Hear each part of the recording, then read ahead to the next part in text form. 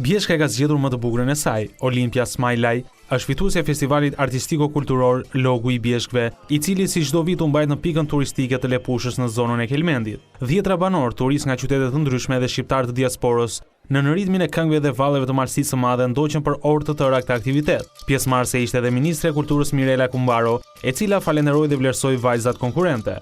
Nga ana tjetër, fituesja e Logut të Bjeshkëve tha se është krenari për të mbajtja e veshjes tradicionale të xhubletës.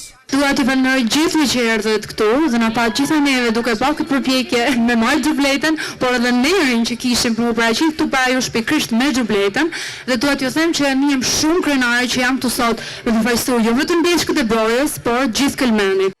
Logu i Bjeshkëve është një manifestim kulturor që zhvillohet periodikisht nga viti 1998 në të shtunën e parë apo të dytë të gushtit në fshatin Lepush të Kelmendit, në vendin e quajtur Qafa e Predelecit. Në këtë manifestim vajzat e Malësisë së Madhe dhe më gjerë konkurrojnë për kurorën e Miss Bjeshkës, ndërsa për vizitorët e shumt, kjo është një mundësi që të njihen më tepër me veshje tradicionale, këngë dhe vallet e Kelmendit.